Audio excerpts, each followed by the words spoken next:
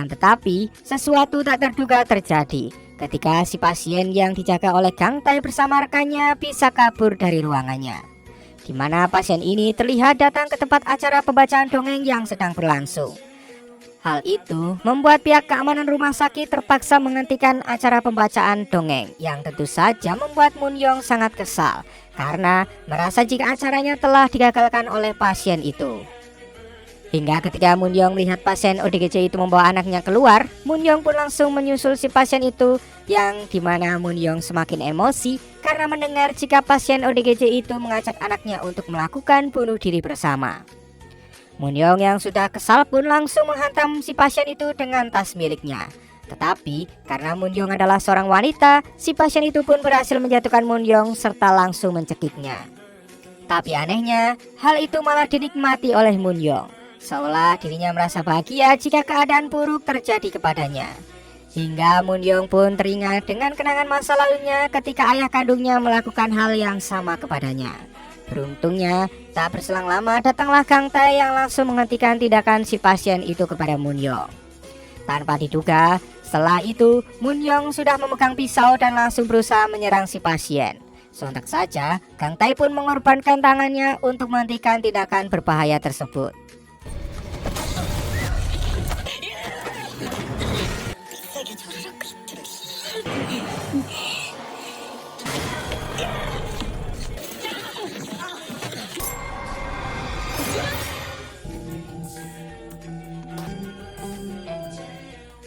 Setelah si pasien tadi pergi, Moon Young kemudian membalutkan sapu tangan miliknya kepada Kang Tae dengan sangat kasar sambil tersenyum dan berkata jika apa yang ia lakukan adalah sebuah keberuntungan.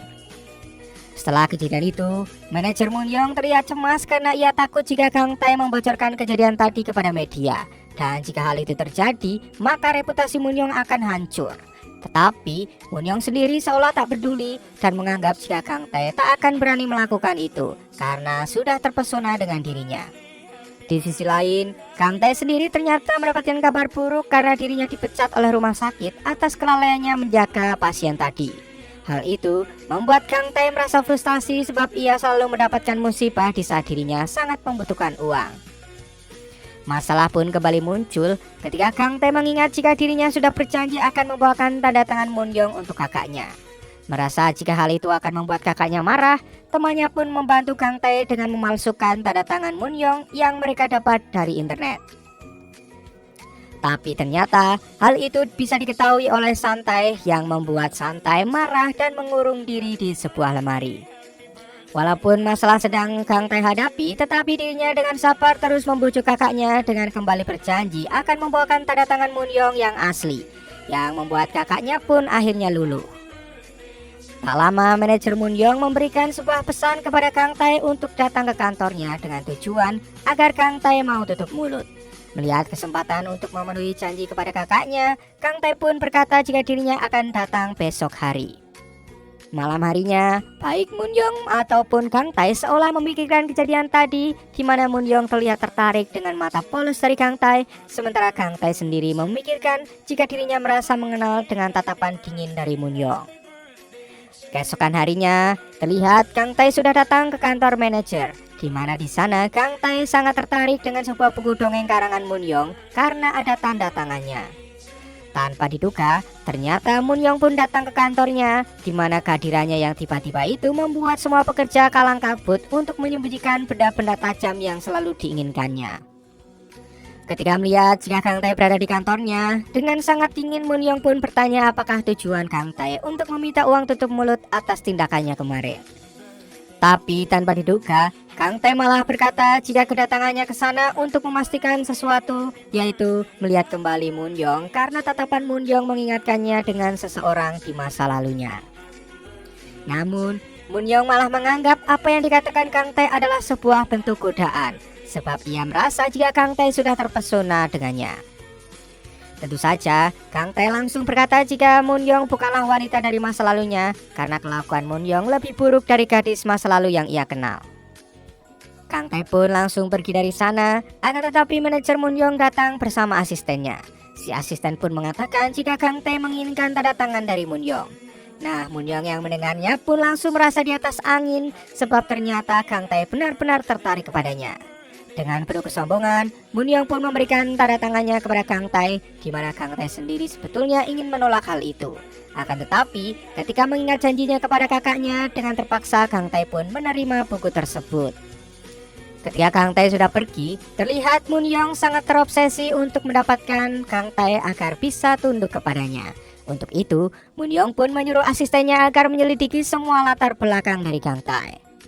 Sementara Kang Tai sendiri saat di dalam bus, dirinya begitu terkejut ketika membuka buku pemberian Munyong, di mana di dalamnya tak ada tanda tangan dari Munyong sama sekali, melainkan hanya ada sebuah tiket undangan dan sebuah tulisan yang menyuruh Kang Tai untuk datang ke acara peluncuran buku baru miliknya jika ingin mendapatkan tanda tangannya. Kang Tai yang membacanya pun merasa dipermainkan oleh Munyong. Tetapi karena itu dirinya malah bisa memberikan hadiah yang lebih kepada kakaknya untuk bisa meminta tanda tangan Munyong secara langsung. Ketika malam saat sedang merenung meratapi nasibnya, Kang Tai didatangi oleh seorang wanita bernama Juri yang merupakan teman masa kecilnya dulu. Terlihat Juri ini memiliki perasaan kepada Kang Tai. Nah, Juri yang mengetahui jika saat ini Kang Tai sedang membutuhkan pekerjaan, menawarkannya untuk menjadi perawat di rumah sakit tempatnya bekerja. Tetapi, mengetahui jika rumah sakit itu berada di daerah tempatnya dulu, Kang Tai pun terlihat ragu, sebab ia merasa jika kembali ke tempat asalnya maka trauma buruk yang dialami kakaknya ketika dulu melihat kematian ibu mereka akan membuat itu semakin dalam. Untuk itu, Kang Tai pun mencoba menolak tawaran Juri dengan beralasan jika dirinya tak mempunyai tempat tinggal jika harus bekerja di rumah sakit tempat asalnya dulu. Namun di sini, Juri langsung menawarkan rumahnya untuk ditinggali Kang Tai bersama kakaknya, yang membuat Kang Tai merasa tak enak sebab ia tak bisa lagi menolak tawaran Juri itu. Keesokan harinya, dengan penuh rasa senang, Kang Tai pun terlihat mengantar kakaknya untuk datang ke acara peluncuran buku milik Munyong. Tapi karena undangannya hanya satu, Kang Tai pun tak bisa masuk ke tempat acara. Untuk itu, dengan sedikit teliti, Kang Tai pun mengajari kakaknya agar bisa mengantri seorang diri untuk mendapatkan tanda tangan dari Munyong. Namun saat di dalam, masalah kembali terjadi. Sebab kakaknya yang menderita autisme dituduh akan melakukan penculikan kepada seorang bocah yang membuat traumanya pun kambuh. Kang Tai yang melihat dari luar pun dengan cepat langsung masuk untuk menyelimuti kakaknya yang sedang syok tersebut. Kejadian itu ternyata dilihat oleh Munyong yang semakin penasaran dengan Kang Tai, di mana Munyong langsung menghampiri Kang Tai dan menyuruh orang yang menyebabkan Santai mengalami trauma untuk meminta maaf kepadanya. Tetapi orang tersebut malah menolak, yang membuat Munyong emosi dan langsung melakukan hal yang sama seperti yang orang itu lakukan kepada Santai. Tentu saja hal itu membuat kegaduhan terjadi karena di sana banyak para wartawan sedang berkumpul. Tapi nampak Munyong tak peduli sama sekali dengan reputasinya dan lebih mementingkan Kang Tai.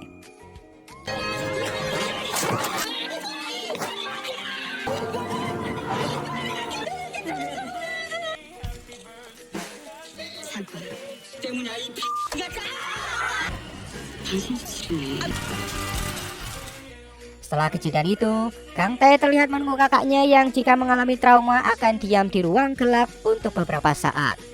Kang Tai sendiri terlihat ditemani oleh Munyong, di mana di momen itu Munyong pun mencoba menggoda Kang Tai. Bahkan dengan agresifnya, Munyong mendekatkan wajahnya ke Kang Tai yang membuat jantung Kang Tai berdegup kencang. Tak lama, seorang pria yang merupakan wartawan berpengaruh menghampiri mereka dengan membawa kotak berisi uang sogokan dari manajer Munyong. Di sana, si wartawan itu memperingatkan Kang Tai untuk tak dekat dengan Munyong, sebab menurut wartawan itu, orang-orang yang dekat dengan Munyong akan bernasib tragis, seperti ibu Munyong yang tiba-tiba dinyatakan meninggal, serta ayahnya yang masuk ke rumah sakit jiwa. Munyong yang mendengar hal itu berusaha melakukan sesuatu kepada wartawan itu karena telah berani membicarakan keburukannya. Tetapi hal itu dicegah oleh Kang Tai yang meminta si wartawan untuk segera pergi karena telah mendapatkan uang. Akan tetapi, sifat psikopat Munyong tak bisa ditahan karena ketika wartawan itu pergi, dirinya pun langsung menyusul dan saat di tangga, Munyong pun menggunakan ballpoint untuk mengancamnya, yang membuat si wartawan pun terjatuh dari tangga. Kang Tai yang melihat itu pun akhirnya menyadari jika Munyong memiliki penyakit psikopat.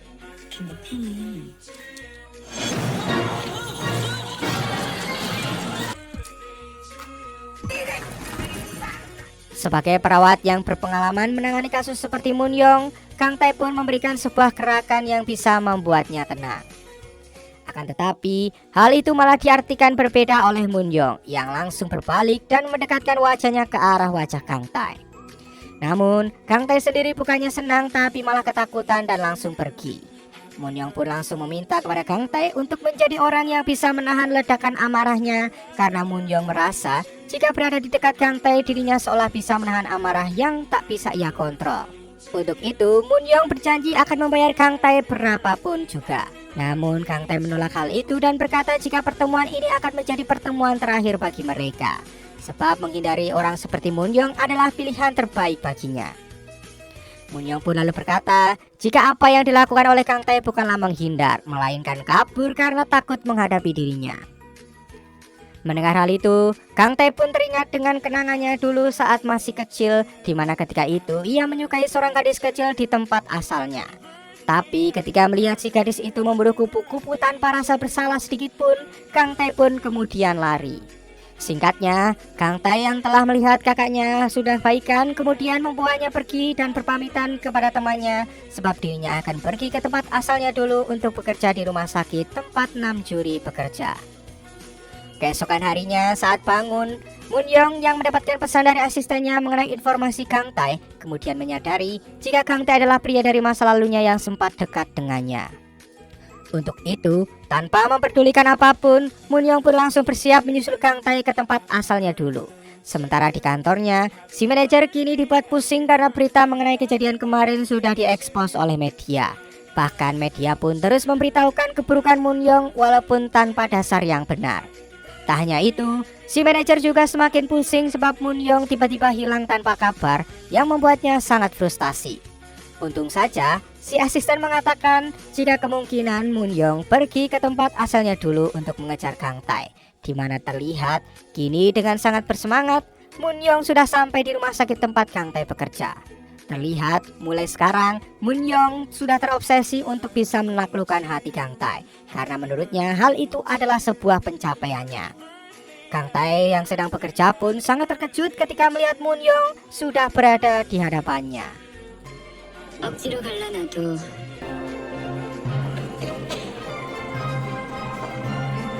보고 싶어서 왔지.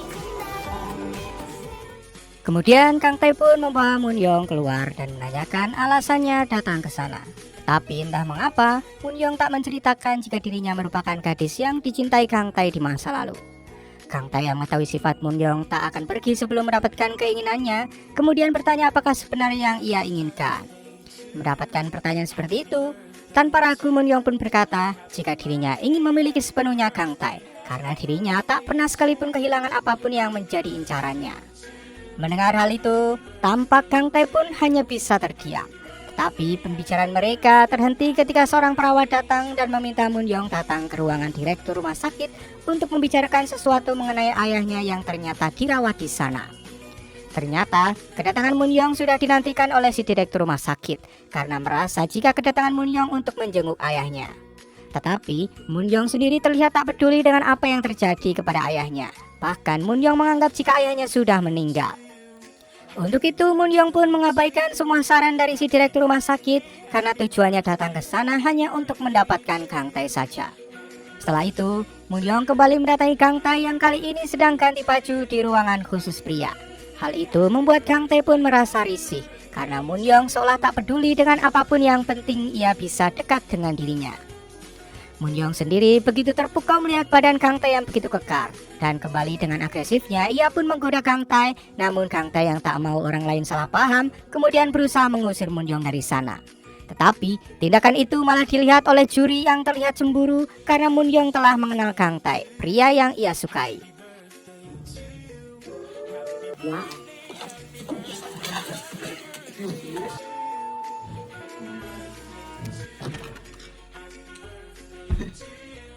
Untuk itu, juri pun menanyakan hubungan antara Moon Young dan juga Kang Tae, di mana dengan sangat percaya diri, Moon Young berkata jika Kang Tae merupakan pria yang dulu selalu menemaninya hingga takdir pun mempertemukan mereka kembali.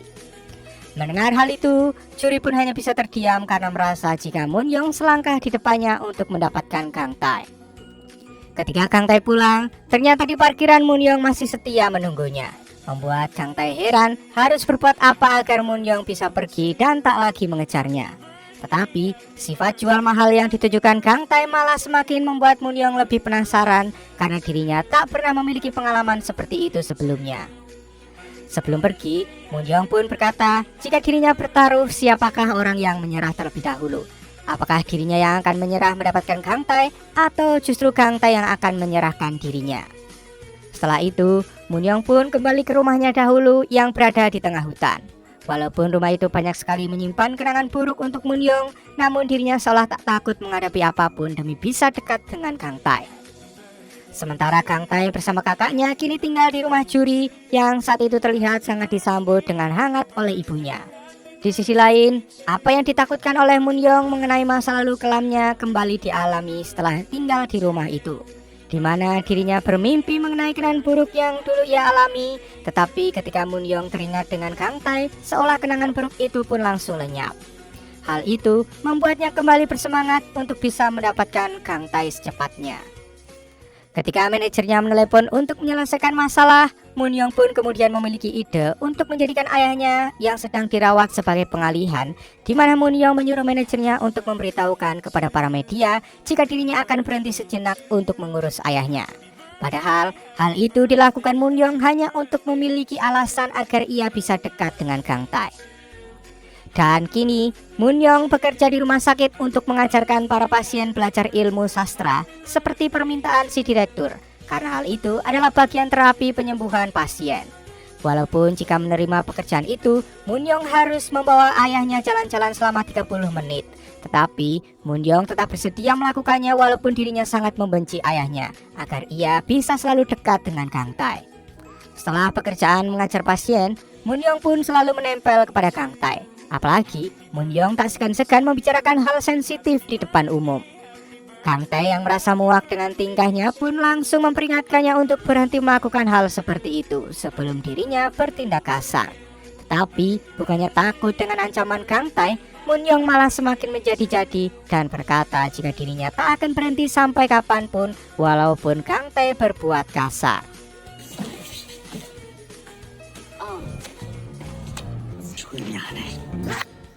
나랑 잘래? 왜? Setelah itu, untuk pertama kalinya Moon Young bertemu dengan ayahnya setelah sekian lama, di mana ayahnya begitu ketakutan ketika melihat Moon Young karena kenangan buruk yang ia lakukan kepadanya saat kecil. Namun Moon Young malah terlihat cuek seolah ayahnya adalah orang yang sangat ia benci. Sedangkan Kang Tai sendiri yang menginginkan bisa menyembuhkan trauma kakaknya, kini mendapatkan kabar baik dari direktur rumah sakit, di mana si direktur menyuruh kakaknya untuk menggambar di sebuah dinding rumah sakit karena ternyata kakaknya memiliki bakat dalam hal menggambar. Ternyata hal itu juga merupakan terapi untuk menghilangkan trauma dari kakaknya tersebut. Sedangkan kakaknya sendiri walaupun memiliki penyakit autisme, tetapi ia masih memiliki keinginan untuk bisa membahagiakan Kang Tai, di mana sang kakak selalu menabung dan memperlihatkan sebuah brosur mobil kemah agar bisa mereka beli. Hal itu tentu saja membuat Kang Tai terharu dan langsung memeluk sang kakak. Keesokan harinya, saat Kang Tai sedang bersama Juri untuk pergi ke rumah sakit, dirinya mendapatkan kabar jika Moon Young berulah dengan membawa salah seorang pasien ODGJ pergi. Untuk itu, Kang Tai bersama Juri pun berusaha menahan Moon Young di tengah jalan, namun lagi-lagi hal itu malah dianggap sebagai permainan oleh Moon Young. Hal itu tentu saja membuat Kang Tai dengan terpaksa mengejar Moon Young karena khawatir kepada pasien yang dibawa oleh Moon Young. Tapi ternyata tujuan Moon Young membawa pasien itu bukanlah tanpa alasan. Sebab sebelumnya Moon Young sudah mengetahui jika pasien yang ia bawa sebenarnya merupakan anak seorang pejabat yang telah ditelantarkan. Untuk itu, Moon Young membawa pasien itu ke tempat ayahnya yang sedang melakukan kampanye, di mana di depan para media beserta masyarakat, si pasien ini pun menceritakan jika sebenarnya dirinya dahulu diabaikan karena tak pintar, yang membuatnya pun depresi sehingga menjadi pasien ODGJ. Setelah itu, kebahagiaan nampak terlihat dari si pasien ODGJ itu setelah menyampaikan kebenaran mengenai ayahnya. Dan hal itu dilihat oleh Kang Tai yang merasa jika dirinya tak bisa memahami pasien yang ia rawat tak seperti Moon Young. Untuk itu, Kang Tai pun berkata apakah dirinya memang harus meladeni permainan dari Moon Young. Mendengar hal itu, Munyong pun tersenyum seolah kini apa yang ia lakukan bisa dimengerti oleh Kang Tai. Tak lama, datanglah seorang pria yang merupakan staf dari ayahnya si pasien ODGJ tadi yang mengancam Munyong karena telah membawa si pasien itu untuk merusak citra ayahnya di tempat umum. Tentu saja, ancaman itu malah dibuat lelucon oleh Munyong yang membuat si pria itu marah dan berusaha memukul Munyong. Namun dengan sigap, Kang Tai menepis pukulan itu, bahkan dengan sangat jantan ia pun menyuruh si pria itu untuk menjaga tangannya kepada seorang wanita. Munyong yang melihat Kang Tai membelanya sangat merasa senang dengan sikap jantannya itu. 당신도 뭐야? 그래요? 진짜.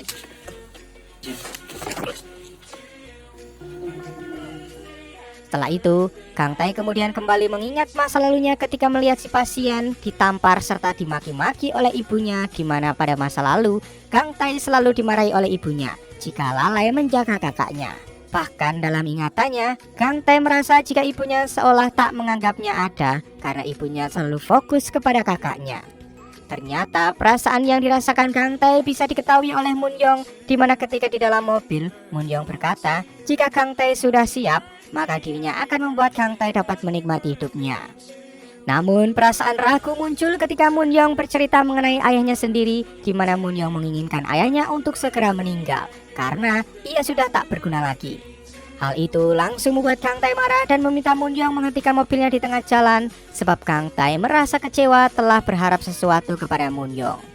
Munyong yang tak mengerti dengan maksud Kang Tai pun mencoba bertanya, tetapi Kang Tai langsung pergi tanpa menjawab pertanyaan itu.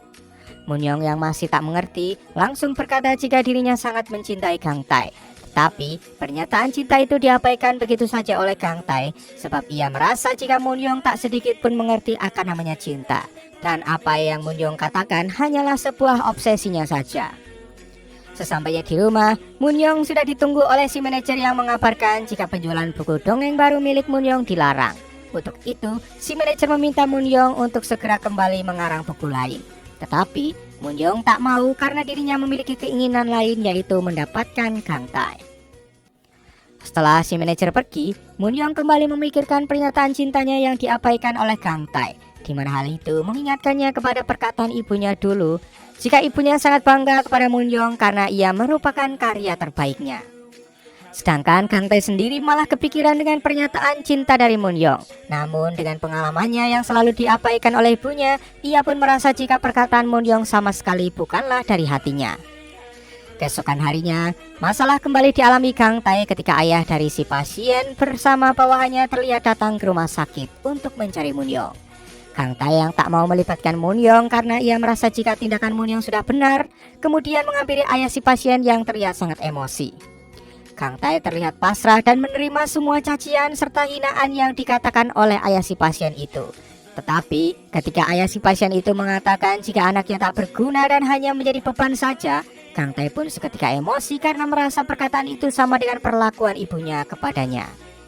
Sontak saja, hal itu membuat Kang Tai kehilangan kesabaran dan balik membentak si ayah pasien. Lalu dengan penuh emosi, ayah si pasien pun langsung menampar Kang Tai di hadapan manajer rumah sakit. Mendapat perlakuan itu, Kang Tai hanya bisa terdiam karena tak mau masalah semakin panjang. 식은 부모 알았어야지! 이 새끼야! Kemudian salah satu suster yang bernama Susterku tentu saja tak terima dan terlihat marah kepada si direktur karena tak bertindak apapun setelah Kang Tai diperlakukan seperti itu. Namun ternyata si direktur ini malah memiliki rencana yang tak terduga untuk membalas perlakuan ayah si pasien, di mana si direktur diam-diam sudah merekam semua kejadian tadi dan akan menyebarkannya kepada media. Susterku yang mendengarnya pun sangat terkejut dengan rencana licik dari si direktur yang terlihat diam tetapi mematikan itu. Di sisi lain, Munyong datang ke rumah sakit di mana kali ini ia bertemu dengan kakaknya Kang Tai yang sedang akan menggambar di dinding rumah sakit. Sang Tai yang begitu mengidolakan Munyong pun sangat terkejut melihat idolanya berada di depannya. Dan tujuan Munyong sendiri ke rumah sakit hanya untuk membawa ayahnya jalan-jalan seperti yang telah disepakati dengan si direktur. Namun sebelum itu, Munyong memanfaatkan Sang Tai untuk mengetahui hal-hal kecil yang selalu dilakukan oleh Kang Tai. Tetapi tak lama Kang Tai pun datang dan terlihat kesal karena Munyong mendekati kakaknya. Saat itu, Kang Tae pun kehilangan kontrol dan membentak kakaknya yang tak mau disuruh pergi agar tak dekat-dekat dengan Munyong. Kemudian, Kang Tae pun membawa Munyong ke tempat sepi, di mana Munyong yang melihat bekas tamparan di pipi Kang Tae terus mengoceh menanyakan siapa orang yang telah memukul Kang Tae. Akan tetapi, dengan kejam Kang Tae malah mengabaikan kepedulian Munyong itu. Kang Tae juga meminta agar mulai sekarang Munyong berhenti bersikap seolah mengerti tentang perasaannya. Munyong yang mendengar itu pun hanya bisa terdiam seolah apa yang dikatakan oleh Kang Tae adalah sebuah kebenaran, walaupun ucapan itu sangat menyakitkan. Di tengah lamunannya, Munyong pun didatangi oleh juri yang membawa ayahnya, hingga ketika Munyong mendekat, ayahnya tiba-tiba langsung berusaha mencekik Munyong sambil berkata agar monster seperti Munyong lebih baik mati. Tetapi perlakuan ayahnya itu malah membuat Munyong tersenyum lalu pergi meninggalkan rumah sakit dengan berjalan kaki. Sementara ketika di dalam bus, Kang Tae melihat Munyong dengan tatapan kosong. Namun dirinya berusaha mengabaikan itu hingga ketika di rumah, Kang Tae yang melihat buku dongeng yang dikarang oleh Munyong kemudian membacanya dan menyadari jika sebenarnya Munyong sangat ingin bisa dimengerti oleh seseorang dengan kekurangannya. Hal itu tentu saja membuat Kang Tae merasa bersalah karena telah berkata kejam kepada Munyong. Ditambah lagi, ketika temannya datang dan mengatakan kejadian yang dialami Munyong oleh ayahnya, Kang Tae pun langsung bergegas mencari Munyong karena cuaca di luar saat itu sedang hujan lebat. Setelah mencari kesana kemari, akhirnya Kang Tae pun bisa menemukan Munyong yang sedang berjalan di tengah hujan deras. Melihat itu, Kang Tae pun melepaskan jaketnya untuk ia pakaikan kepada Munyong dan langsung memeluknya.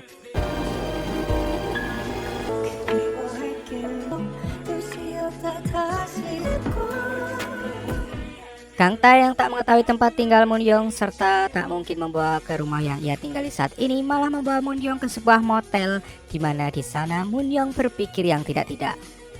Tapi karena tak membawa uang, pada akhirnya Kang Tae pun dengan terpaksa membawanya ke tempat tinggalnya karena kondisi Munyong yang basah kuyup. Setelah sampai, Munyong yang baru pertama kali masuk ke dalam rumah sederhana itu malah menganggap jika tempat tinggal Kang Tae adalah kandang hewan. Di mana di sana, Kang Tae langsung menunjukkan gambar ekspresi wajah yang selalu digunakan sang Tae kakaknya untuk mengetahui perasaan seseorang. Munyong pun bisa belajar hal yang sama seperti kakaknya. Tetapi, Munyong malah asik menikmati waktu berduanya bersama Kang Tae. Kang Tae sendiri yang tak mau jika Munyong berada di sana kemudian pergi ke lantai bawah untuk menemui kakaknya yang masih marah karena tadi dibentak di rumah sakit. Dengan penuh perhatian, Kang Tae pun terus membujuknya hingga pada akhirnya sang kakak pun menerima permintaan maafnya.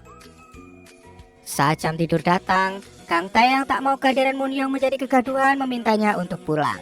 Tetapi Munyong malah berontak dan mengancam akan berteriak jika Kang Tae tak mengizinkannya tidur di sana. Hal itu pun membuat Kang Tae tak punya pilihan lain selain menuruti keinginannya itu. Untuk itu, agar tidak diketahui yang lain, Kang Tae pun membuat alasan kepada temannya dan kakaknya untuk tidur di bawah karena pipa air sedang bocor. Hingga ketika akan tidur, Munyong yang sekarang sudah mengetahui jika Kang Tae selalu menyembunyikan ekspresi aslinya kemudian menanyakan hal itu. Kang Tae berkata jika semua itu ia lakukan sebab kakaknya membaca ekspresi perasaannya dari raut wajahnya. Untuk itu, ia pun selalu menyembunyikan ekspresi aslinya agar kakaknya menganggap jika dirinya baik-baik saja. Mendengar hal itu, Munyong kemudian mengerti jika pada faktanya Kang Tae pun memiliki masa lalu yang sangat kelam seperti dirinya. Munyong yang penasaran dengan perasaan asli Kang Tae kemudian bertanya mengenai gadis masa lalu yang pernah disukai oleh Kang Tae. Di mana Kang Tae berkata jika dirinya ingin melupakan hal itu sebab merasa jika pada kenyataannya dirinya lah yang telah berbuat jahat kepada gadis di masa lalunya itu. Setelah itu, Kang Tae melihat jika Munyong sudah tertidur. Namun ketika malam semakin larut, ternyata apa yang ditakutkan oleh Kang Tae terjadi. Ketika Munyong selalu berusaha menempel kepadanya. Hal itu membuat Kang Tae dengan terpaksa menyeret tempat tidur Munyong agar menjauh darinya. Pagi harinya, ternyata 6 juri yang menaruh perhatian kepada Kang Tae langsung datang ke lantai 2 tempat Kang Tae tidur. Di mana 6 juri begitu terkejut ketika ia melihat Munyong yang berada di sana sedang menghisap rokok. 6 juri pun bertanya kepada Munyong kenapa ia berada di sana. Akan tetapi tentu saja pertanyaan itu langsung dijawab dengan frontal oleh Munyong jika ia semalam tidur dengan Kang Tae. Munyong yang menyadari jika Namjuri memiliki perasaan kepada Kang Tai kemudian